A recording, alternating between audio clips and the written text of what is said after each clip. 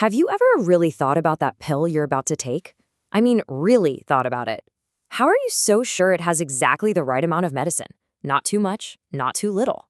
Well, today we're going to pull back the curtain on the invisible rulebook that makes it all possible. All right, let's get into the weeds here. Picture a giant pharmaceutical plant. They're not making a handful of pills. They're churning out millions, maybe even billions of them. So how do you make sure that the very first pill off the line is identical to the millionth one? We're talking perfectly safe, exactly the same dose every single time. It's a huge problem, right? Well, the answer is probably not what you're thinking. It actually has a ton in common with making popcorn. Yep, you heard me right. Popcorn. Stick with me because by the end of this, it's all going to make perfect sense. Okay, so let's lay out this whole popcorn thing. Just imagine. Those little unpopped kernels, that's your active pharmaceutical ingredient, or what the pros call the API. It's the stuff that actually does the work. And the finished bag of delicious buttery popcorn, well, that's your final pill, the product that gets to you. See? Pretty straightforward. So who makes up all these rules for this super high stakes popcorn? Your first guess might be the government, right? Like the FDA or something? But nope. The rules actually come from a global community of engineers. Basically, a bunch of really smart people who got fed up with every factory just kind of making up its own way of doing things. And that community is called the ISA, the International Society of Automation. It's got this cool history. It started way back in 1945 with just a few engineers in Pittsburgh, but now it's a massive global organization with over 40,000 members. And what they do is create a common language for automation. We're talking everything from giant oil refineries to, you guessed it, the places that make our medicine. Okay, so now that you know who makes the rules, let's look at their first big rule book. It's called ISA 88, and this is all about creating the perfect, repeatable recipe. At its core, ISA 88 is trying to answer one single, absolutely critical question. How do we write down a recipe so perfectly that a machine, not a person, a machine, can follow it to the letter every single time without ever messing up? And this is where the real genius of ISA 88 comes in. It does one simple, brilliant thing. It separates what you want to make from the equipment you use to make it. Think about that for a second. The recipe isn't tied to a specific machine anymore. And that is a total game changer.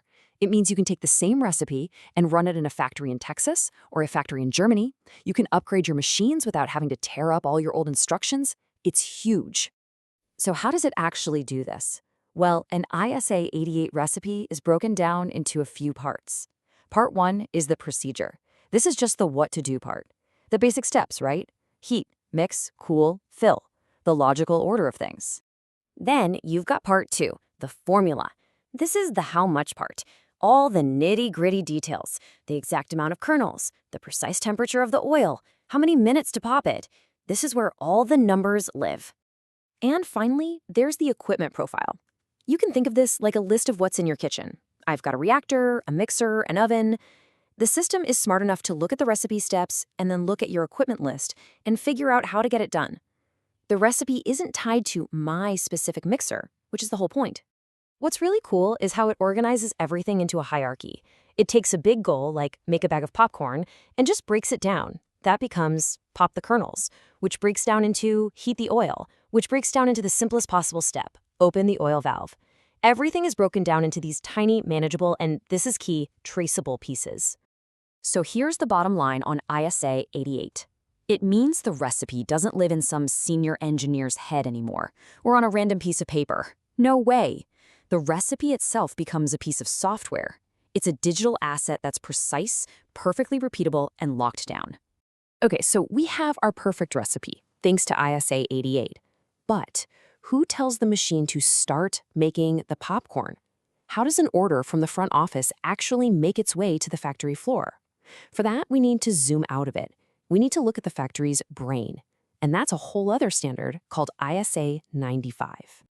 So think of it like this. If ISA 88 is the recipe card with the detailed instructions for the chef, then ISA 95 is the restaurant's ordering system. It connects the front of the house, the business side, to the kitchen. It's the communication bridge that makes sure the whole operation runs smoothly. ISA 95 is famous for this idea of 5 levels. It's like a waterfall of information. At the very top, level 4, you've got the CEO's orders, the big business plan. ISA 95 is the standard that lets that order flow down to level 3, the factory schedule. Then down to level 2, what the operator sees on their screen. All the way down to the machine's own logic at level 1, until finally at level 0, a real physical valve actually turns. It connects the big idea to the physical action. So, to put it really simply, ISA 88 is all about the recipe. Its big question is, how do we make one perfect batch? But ISA 95 is all about communication. Its question is, how does the business even talk to the factory? One is about what to make, the other is about the why and when. Okay, want to know the easiest way to remember all this? It's simple. ISA 88 tells you how to cook the popcorn. And ISA 95, well, it tells you why you're cooking it in the first place, how many bags to make, and when they need to be shipped out.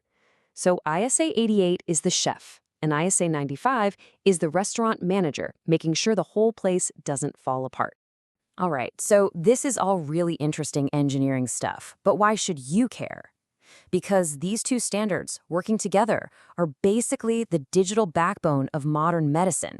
They are absolutely fundamental to keeping us all safe. Let's walk through it real quick. Imagine Popcorn Pharma. An order comes in for 1 million painkillers. That's ISA 95. The factory gets the schedule. Still ISA 95. Now, the system automatically pulls up the perfect recipe for that painkiller. That's ISA 88. The machines start mixing and pressing, following that recipe flawlessly. That's ISA 88 again. And when it's all done, a perfect digital record of everything that happened gets sent right back up to the business systems. It's this beautiful, closed, traceable loop. So let's nail this down. ISA 88, in a nutshell, it's a universal language for recipes. It means a pill can be made the exact same way in Indiana as it is in Ireland. No guesswork. And ISA 95, that's the universal translator. It connects the boardroom to the factory floor. It's what turns a sales order into an actual batch of pills, and then turns the data from that batch back into useful information for the business. So the takeaway here is pretty clear. The next time you hold a simple little pill in your hand, just remember, it's not so simple. Behind that pill is this mountain of invisible digital work. It's this elegant dance between ISA 88 and ISA 95, all working together for one reason, to make absolutely sure that what you're about to take is exactly what it's supposed to be. Safe, precise, and perfect every time.